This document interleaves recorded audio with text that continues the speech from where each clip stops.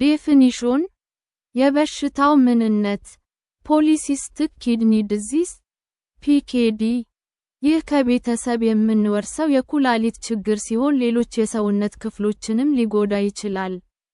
ፈሳሽ የያዙ ትናንሽ ከረጢቶች ኩላሊታችን ውስጥ ይፈጠሩና እነዚህ የኩላሊታችንን ደም የማጣራትና ቆሻሻን የማስወገድ ስራቸውን ያስተጓጉላሉ። እነዚህ ጎጂ የፈሳሽ ከረጢቶች ኩላሊታችን ትልቅ ሊያደርጉት ይችላሉ። እነዚህ ጎጂ የፈሳሽ ከረጢቶች ሲስት ሌሎች የሰውነታችን ኦርጋኖች ለምሳሌ ጉበት ላይ ሊወጡ ይችላሉ። የዚህ በሽታ አስከፊነት የሚወሰነው በእነዚህ ጎጂ የፈሳሽ ከረጢቶች መጠን ሳይዝ ነው። ኤፒዲሚዮሎጂ በሽታው ያለባቸው ሀገሮች ኦቶዞማል ዶሚናንት PKD (ADPKD) የሚባለው የዚህ በሽታ አይነት በዓለም ላይ በሁሉም የሰው ዘሮች ላይ መገኘት የሚችል በሽታ ነው። በአሜሪካ ከ400 ሰዎች አንዱ በዚህ በሽታ ተይዟል። ኮዘዝ የበሽታው መነሻ ምክንያት ትክክል ያልሆነ የኩላሊት ሴል መዋቅር ከዘር የተወረሰ ለእነዚህ ጎጂ የፈሳሽ ከረጢቶች ሲስትስ መፈጠር ምክንያት ነው። የዚህ በሽታ 3 አይነቶች አሉ። እነዚህም ኦቶዞማል ዶሚናንት PKD ኦቶዞማል ሬሴሲቭ PKD እና አኳየርድ ሲስቲክ ኪድኒ ዲዚዝ ACKD ናቸው። ይህ የዘር ችግር የኩላሊት ሴሎች ጭራዎች ላይ ያለ ችግር ዴፌክት ኢን ዘ ፕራይመሪ ሲሊየም እና ሲሊየ ሚዲየትድ ሲግናሊንግ አክቲቪቲ ላይ ባለ ችግር ምክንያት የሚመጣ ችግር ነው። ኢን ዘ ኪድኒ primary cilia have been found to be present in most cells of the nephron, projecting from the apical surface of the renal epithelium into the tubule lumen. In response to fluid flow over the renal epithelium, the primary cilium is bent, resulting in a flow-induced increase in intracellular calcium. Polycystin and Polycystin 2 and fibrocystin, the proteins associated with ADPKD and/or PKD, within the primary cilia and basal body of renal tubular epithelia, suggesting that defects in these proteins and subsequent cilia formation may lead to PKD. Autosomal dominant PKD, ADPKD ይህ አይነቱ በሽታ ከወላጅ ወደ ልጅ የሚተላለፈው በዶሚናንት ኢንሄሪታንስ ነው። ይህ በሽታ እንዲከሰት የተበላሸው ጂን አንድ ኮፒ ግዴታ ያስፈልጋል። የዚህ በሽታ ምልክቶች የሚታዩት ከ30 እስከ 40 ዓመት የዕድሜ ክልል ውስጥ ነው። አንዳንዴ በሕፃንነትም ሊጀምር ይችላል። ይህ አይነቱ በሽታ ከPKD በሽታ አይነቶች በብዛት የሚከሰተው ነው። 90% የሚሆነው የPKD በሽተኛ የADPKD በሽተኛ ነው። ኢንፋንቲል ኦር ኦቶዞማል ሬሴሲቭ PKD ኦር PKD ይህ አይነቱ በሽታ ከወላጅ ወደ ልጅ የሚተላለፈው በሬሴሲቭ ኢንሄሪታንስ ነው። የዚህ በሽታ ምልክቶች የሚታዩት ሕፃኑ ማህፀን ውስጥ እያለ ወይንም ገና እንደተወለደ ነው። ይህ በሽታ አደገኛና ቶሎ የሚባባስ በሽታ ነው። ብዙ ጊዜ በመጀመሪያዎቹ ወራቶች ሞትን ያስከትላል። ከ25,000 ሰዎች አንዱ በዚህ በሽታ ይያዛል። አኳየርድ ሲስቲክ ኪድኒ ዲዚዝ ACKD ይህ አይነቱ በሽታ በረጅም ጊዜ የኩላሊት ጉዳት ምክንያት የሚፈጠር በሽታ ነው። ይህም በሽታ የኩላሊት ሥራ ማቆም አዝማሚያን ያመለክታል።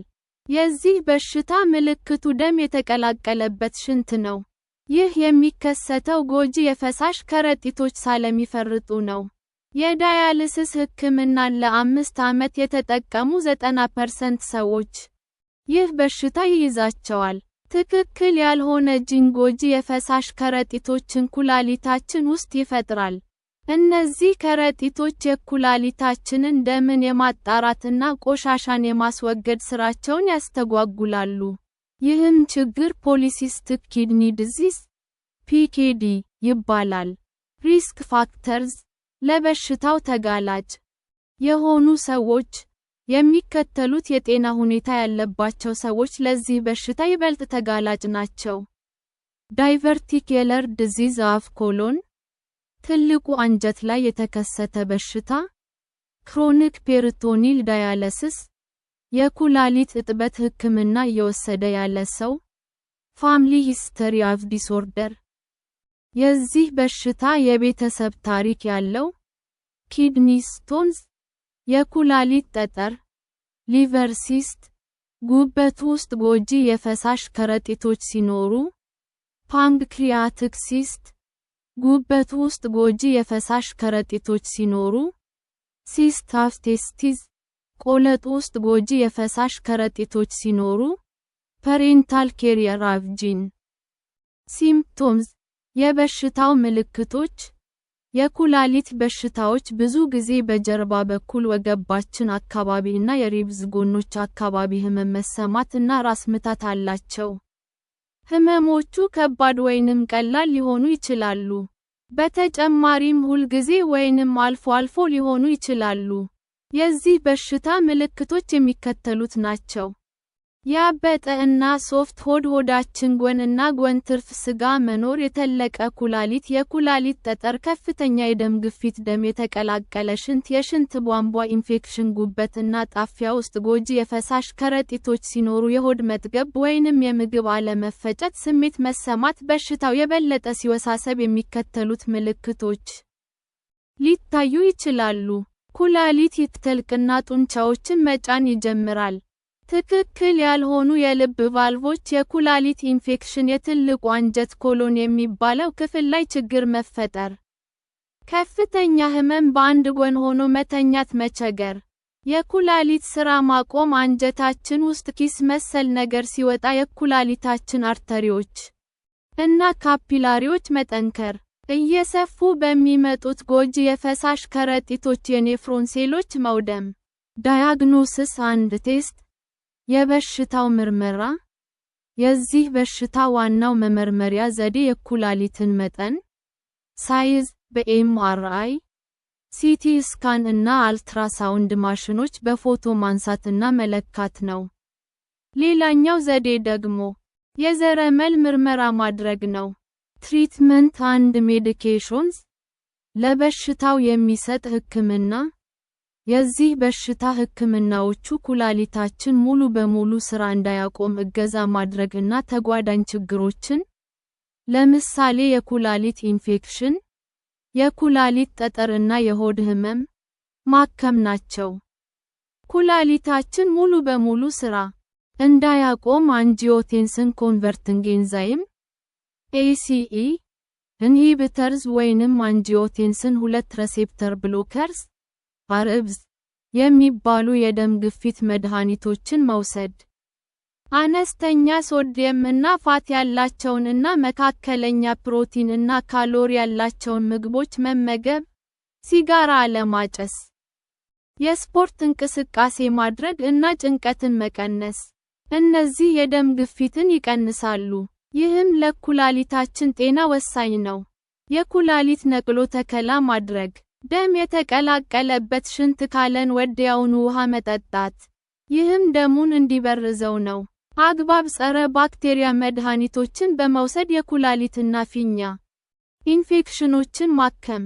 የደም ግፊታችንን መቆጣጠር ከቻልን የኩላሊት የደም ቧንቧዎችን ጉዳት እንቀንሳለን።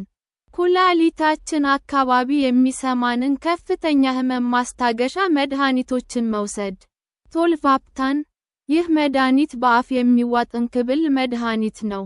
ይህ መድኃኒት ኩላሊታችን በጎጂ የፈሳሽ ከረጢቶች እየተለቀ የሚሄድበትን ፍጥነት ይቀንሳል። ይህም የኩላሊት መጎዳት ፍጥነትን ይቀንሳል። ይህ መድኃኒት ጉበት ውስጥ ያሉትን ጎጂ የፈሳሽ ከረጢቶች እድገት ግን አይገታም። ፕሬቬንሽን፣ በሽታው እንዳይዘን መከላከያ ዘዴ። አነስተኛ ሶዲየም እና ፋት ያላቸውን እና መካከለኛ ፕሮቲን እና ካሎሪ ያላቸውን ምግቦች መመገብ። ሲጋራ አለማጨስ። የስፖርት እንቅስቃሴ ማድረግ እና ጭንቀትን መቀነስ። በዚህ በሽታ የተጠረጠሩ ሰዎች ካፌን፣ ቡና መጠጣት ማቆም አለባቸው። ካፌን ያላቸውን መጠጦች፣ ምግቦችና መድኃኒቶችን አለመውሰድ፣ ለምሳሌ ቲዮፈልን። ምክንያቱም ካፌን መውሰድ ካምፕ ይጨምራል። ይህ ደግሞ የጎጂ የፈሳሽ ከረጢቶች እድገትን ያፋጥናል።